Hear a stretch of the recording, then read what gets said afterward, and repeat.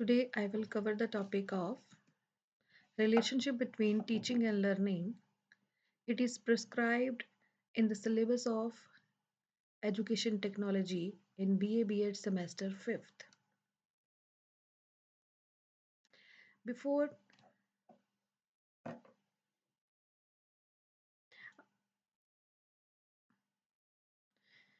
relationship of teaching and learning पढ़ने से पहले मैं आपको टीचिंग और लर्निंग यानी कि शिक्षण और सिखलाई दोनों के बारे में कुछ बताना चाहती हूँ कि व्हाट इज़ टीचिंग और व्हाट इज़ लर्निंग। शिक्षा क्या है, शिक्षण क्या है और लर्निंग यानी कि सिखलाई क्या है। टीचिंग एंड लर्निंग जो है वो एक दूसरे के साथ इंटेग्रली जो है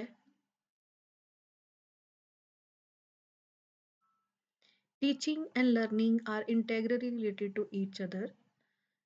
शिक्षण और सिखलाई दोनों एक दूसरे के साथ जुड़े हुए हैं। They are inseparable entities.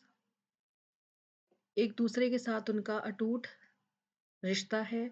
वो एक ही सिक्के के दो पहलू हैं। यानी कि टीचिंग और लर्निंग जो है वो दोनों अलग अलग नहीं है, बल्कि टीचिंग एंड लर्निंग जो है वो एक ही सिक्के के दो पहलू हैं, जिसमें अगर हम टीचिंग को लेके चल रहे हैं तो लर्निंग को हमें साथ में लेके चलना पड़ेगा। टीचिंग के बिना लर्निंग कुछ नहीं है और लर्निंग के बिना टीचिंग कुछ नहीं है।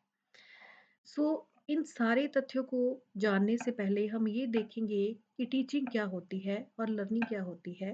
What is teaching? टीचिंग जो है, शिक्षण जो है वो इंग्लिश के वर्ड टेकन से निकला हुआ है, जिसका मतलब होता है शो करना, टू शो और टू पॉइंट आउट। जिसका मतलब ये होता है कि जब हम किसी चीज़ को शो करते हैं यानी कि किसी चीज़ को दिखाते हैं, या फिर पॉइंट आउट करना मतलब किसी चीज़ को संकेत के तौर पर किसी के सामने रखते हैं। ऑब्वियसली जब भी हमारे दिमाग में टीचिंग शब्द आता है या टीच शब्द आता है तो हमारे दिमाग में आता है ये क्लासरूम का कमरा है जिसमें एक टीचर खड़ा है, स्टूडेंट्स बैठे हैं, जिसमें बच्चे करिकुलम पढ़ रहे हैं, जिसमें जो है अटेंडेंस हो रही है, जिसमें लेसन्स पढ़ाए जा रहे हैं। तो ये हमारे दिमाग में टीचिंग को लेके कंसेप्ट आता है। लेकिन टीचिंग जो है वो ऐसी नहीं है। टीचिंग जो है इसमें हम आइडियाज़ को कम्युनिकेट करते हैं, इमोशंस को कम्युनिकेट करते हैं, स्किल्स को कम्युनिकेट करते हैं लर्निंग में, लर्निंग को बेटर करने के लिए। टीचिंग दो तरह की होती है। Commonly there are two form of teaching. First one is formal teaching and other one is informal teaching. इन दोनों में डिफरेंस क्या है? फॉर्मल टीचिंग जो होती है उसमें होता है कि हर तरह की फॉर्मेलिटीज उसमें फॉलो की जाती हैं। फॉर्मल मतलब होना फॉर्मेलिटीज फॉलो करना। दैट मीन्स जिसमें हम लोग क्लास लगाएंगे, जिसमें एक टीचर होगा, एक स्टूडेंट होगा, उनको करिकुलम दिया जाएगा, सिलेबस दिया जाएगा, उनकी क्लासेस लगेंगी, अटेंडेंस लगेगी, उनके असाइनमेंट्स उनको देनी पड़ेंगी, यानी कि प्रॉपर फॉर्मेलिटीज़ के अकॉर्डिंग उनको चलना पड़ेगा। और इनफॉर्मल होती है जिसमें हम लोग टीचिंग जो है वो फॉर्मेलिटी के बाहर जाके करते हैं, जिसमें कोई फॉर्मेलिटी नहीं है, कोई क्लास नहीं है, कोई आपको अटेंडेंस नहीं लेनी है, कोई आपको सिलेबस फॉलो नहीं करना है, बल्कि आप घर पे बैठ के या फिर कहीं पे बैठ के, कोई टाइम लिमिट नहीं है, दिन हो या रात हो, किसी भी टाइम पर ये टीचिंग आप कर सकते हैं। Then what is learning? Learning क्या होती है? लर्निंग जो है वो ओरिजिनेट हुआ है इंग्लिश के वर्ड लियोरियन से। लर्निंग जो है वो इंग्लिश के वर्ड लियोरियन से बना है, जिसको हम जिसका मतलब होता है कि अपनी नॉलेज को, जिसका मतलब है नॉलेज को लेना, टू गेट नॉलेज, और उसके बारे में सोचना। लर्निंग में हम क्या करते हैं, यानी शिक्षण में हम क्या करते हैं, हम नई नॉलेज को ग्रहण करते हैं। वो नई नॉलेज हमारे लिए इंसाइट के तौर पर काम करती है, और उसके बाद हम उससे अपने विचार, अपनी थिंकिंग जोड़ते हुए कुछ ना कुछ बेटर क्रिएट करते हैं।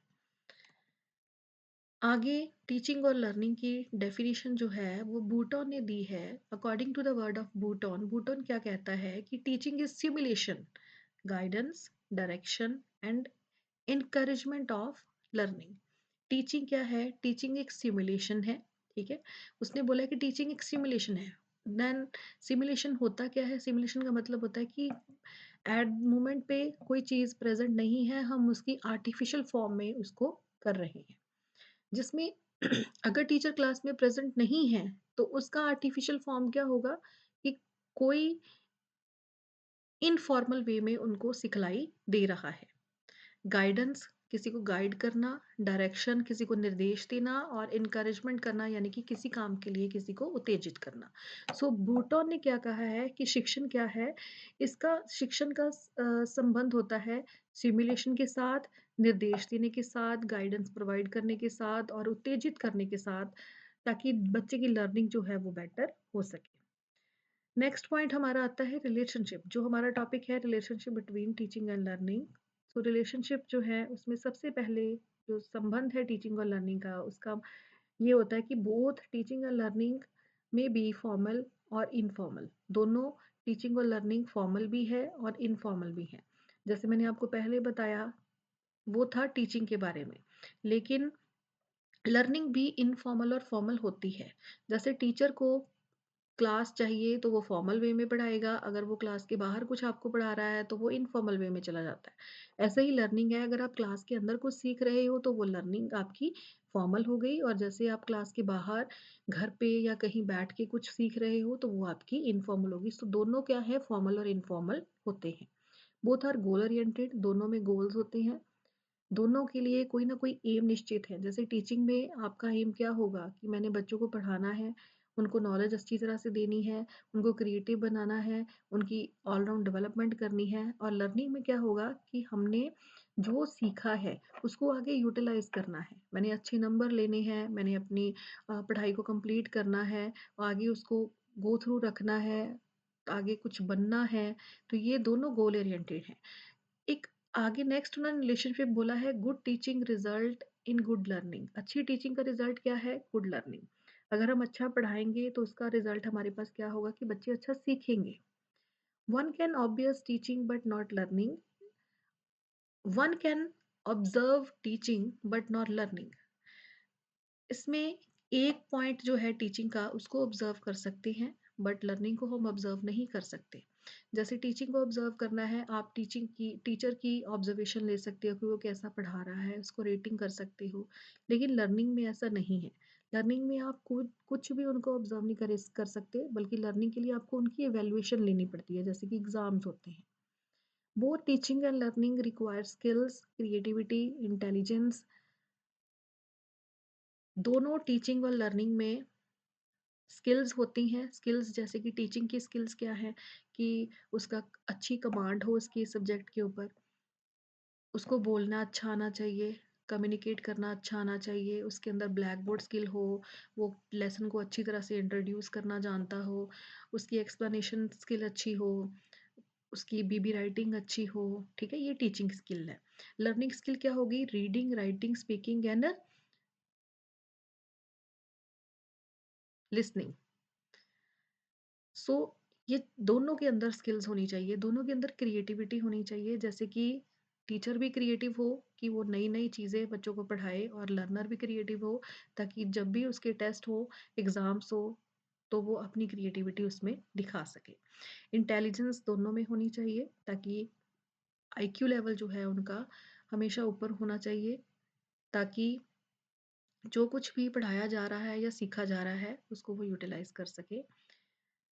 नेक्स्ट है, गुड टीचिंग के लिए हमें अच्छी कम्युनिकेशन स्किल चाहिए, बट लर्निंग के लिए हमें कम्युनिकेशन स्किल नहीं बल्कि लिसनिंग स्किल की ज़रूरत होती है। तो उसके लिए हमें लिसनिंग स्किल चाहिए। कहते हैं, एक अच्छा लर्नर ही अच्छा टीचर बन सकता है। जो एक अच्छा लर्नर होगा वही एक अच्छा टीचर बनेगा। सो ये था हमारा relationship between education, relationship between teaching and learning. Last में हम इसको कंक्लूड करेंगे।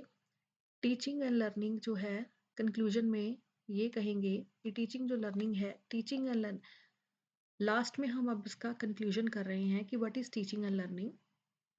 टीचिंग और लर्निंग जो है वो इंटरकनेक्टेड है, दोनों ही एक दूसरे के साथ जुड़े हुए हैं। दोनों का इस्तेमाल हम होलिस्टिक डेवलपमेंट के लिए करते हैं, होलिस्टिक इम्प्रूवमेंट के लिए करते हैं।